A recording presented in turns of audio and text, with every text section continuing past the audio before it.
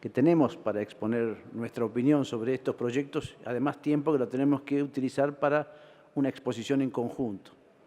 Pero ese escaso tiempo es proporcional también al escaso tiempo de tratamiento en comisión que ha tenido este cuerpo, donde más que revisar estas importantes leyes, se ha escuchado a funcionarios del Poder Ejecutivo exponer y se ha pasado a la firma el dictamen de leyes que van a impactar notablemente en la economía nacional. Me voy a empezar a referir primero a la ley impositiva, a la reforma tributaria. Creo que perdimos con este tratamiento una importante posibilidad. En el ámbito de la comisión bicameral, a la que hacía referencia la senadora preopinante, escuchamos la necesidad de transformar profundamente el sistema tributario argentino, el cual es en muchos aspectos desproporcionado, inequitativo y en algunos ámbitos confiscatorio, y fundamentalmente recibió una gran crítica, que tenía una complejidad que hacía y posibilitaba, primero, la evasión y, en segundo lugar, las dificultades de aquellos pequeños contribuyentes que deben erogar muchos gastos y esfuerzos para poder tributar en tiempo y forma a la nación. Esta ley no avanza en simplificación tributaria, sino que avanza en su complejidad, con lo cual no altera la matriz tributaria nacional, sino que la complejiza mucho más y con lo cual también afecta mucho más al administrado, al que debe tributar. Debemos reconocer que hay algunos avances, son mínimos, fundamentalmente en cuanto a la tributación de la renta financiera, pero por otro lado yo considero que esta reforma tributaria pierde una oportunidad esencial, que es la de efectuar un reconocimiento y la implementación de medidas tributarias que tiendan a promover mayor justicia, mayor equidad, mayor proporcionalidad y fundamentalmente una orientación destinada a la promoción de las economías regionales. El país no es uno solo, y esa promoción de las economías regionales tendientes a que la tributación esté vinculada a promover la inversión y fundamentalmente la generación de puestos de trabajo, y esa inversión que sea productiva, porque la matriz sigue siendo más del 70% de los tributos son tributos que se originan en cuanto al consumo, no en cuanto a la tributación por la renta y por el capital. En función de ello, señor presidente, justamente si no profundizamos el consumo, si no profundizamos la generación de empleo, las oportunidades de que el mayor bienestar de los argentinos implique la mejor satisfacción de las necesidades, tampoco vamos a incrementar notablemente la tributación.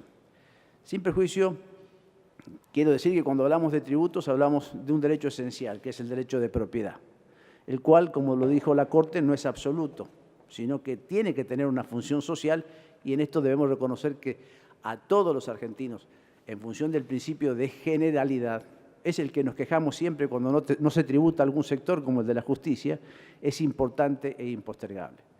Pero yo tengo que decir que este proyecto de reforma tributaria, en el cual hemos perdido una posibilidad importantísima, atento una suerte de consenso social sobre la necesidad de avanzar en una reforma que simplifique los impuestos y mejore la capacidad contributiva de los particulares y de recaudación del Estado, hay medidas que han afectado en detrimento de las economías regionales. Yo soy senador de la provincia de Chubut.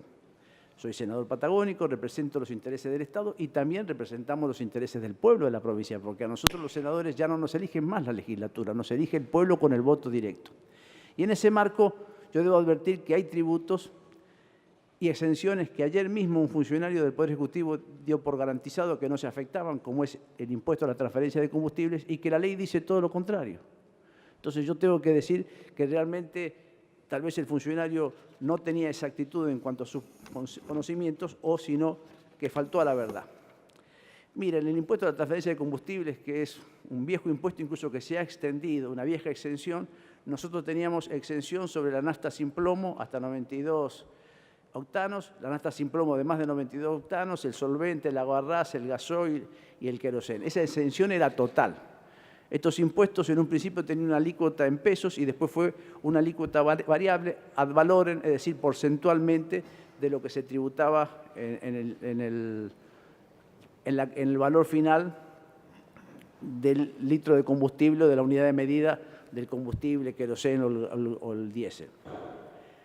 Hoy ha variado. Hoy se implementa una suma fija, se le coloca la nafta sin plomo y la nafta de menos de 92 octanos y de más de 92 octanos en un valor fijo de 6 pesos con 72 y se mantiene la exención, únicamente sobre ambas. No se mantiene la exención sobre el solvente, el aguarrás ni el queroseno, y en cuanto al gasoil, ahora se hace una imposición, el gasoil y el diésel hoy van a tributar en el resto del país 4 pesos con 14 y en la Patagonia van a tributar el 50%, aproximadamente 2 pesos con 71 centavos. 2 pesos con 71 centavos implica que lo que no se tributaba en la Patagonia se va a tributar, y en el gasoil y en el diésel va a tener una afectación importante y directa toda la infraestructura, los gastos de transporte, que son justamente un componente esencial que fue el justificativo, atento a las grandes distancias que se deben recorrer para la implementación de la exención. Es decir, lo que justificaba la exención, hoy comenzamos a tributar. Y esto va a impactar en el precio. Si bien es cierto que se ha mejorado, hoy creo que por el artículo 147 del proyecto de ley se deroga el impuesto a la transferencia a título oneroso o gratuito de la importación de gasoil y cualquier otro combustible líquido, se crea un nuevo tributo, del cual tampoco está exenta la Patagonia, que es el impuesto al dióxido de carbono. Entonces, nosotros decimos que, evidentemente, el funcionario que ayer nos garantizó que la Patagonia iba a seguir todo igual, se equivocó. Pero aparte también tenemos otro componente que también nos afecta a la Patagonia. Dice, los nuevos tributos y el impuesto sobre el dióxido de carbono se actualizarán trimestralmente. Se actualizan conforme el índice de precios al consumidor, el IPC. Hoy se habla de que son índices confiables. Fíjese usted que los combustibles no se actualizan conforme el IPC. Los combustibles han sido liberados y en el último año, contra un IPC que ronda cerca del 25%, superan el 30%. Y ya está anunciado un incremento a partir del 1 de enero del 5%. La proyección y la perspectiva es que el año que viene van a subir mucho más, con lo cual este tributo va a tener una menor incidencia, va a afectar las cuentas de la nación y va a incrementar, porque yo no sé si las empresas productoras van a bajar el precio de los combustibles, va a incrementar la rentabilidad de las empresas.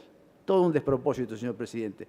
También los productores de estos servicios tenían la posibilidad, los sujetos que prestan servicio de laboreo de tierra, siembra, cosecha, podían computar como pago a cuenta del impuesto de las ganancias el 100% de este tributo. Hoy va a ser el 45%. Entonces también es falso que no tienen impacto.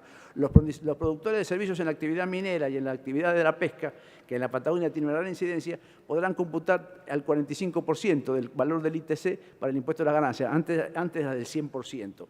Y lo más importante, y acá también reivindico la opinión de otros senadores que han sostenido que debió tramitarse también en comisión, la comisión de coparticipación, porque se modifica el destino de los fondos. Fíjese que el ITC iba el 29% al Tesoro Nacional, el 29% a las provincias y el 42% al FONAVI. Hoy se modifica esa proporción. Al Tesoro Nacional va a ir el 10,40%, al Fondo Nacional de la Vivienda el 15%, bastante menos que el 42%.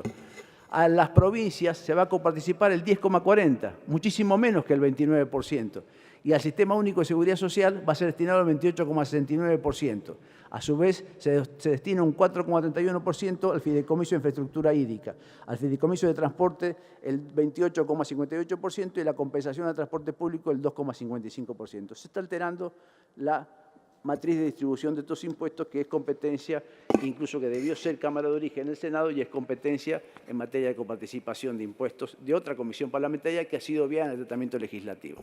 Señor presidente, me queda mínimamente para redondear el análisis del presupuesto.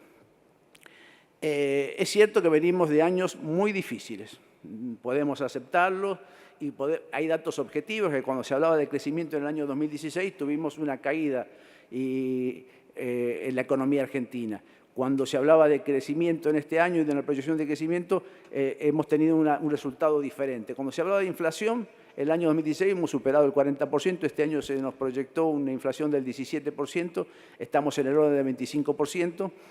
Hay una disociación entre la proyectada inflación que existe en este presupuesto, que es un presupuesto presentado al mes de septiembre de este año, al 15 de septiembre, y la inflación que proyecta el Banco Central, lo cual hace que tengamos un efecto distorsivo en las tasas de interés, fundamentalmente de las Lebaks. Nosotros, señor presidente, creemos que este proyecto de ley está absolutamente desajustado. Sus proyecciones no tienen ni consideran el impacto de las reformas tributarias que posiblemente hoy se sancione, y menos aún va a tener el impacto de la reforma previsional en la modificación del cálculo de la variación de la autorización de las prestaciones del sistema previsional y de seguridad social.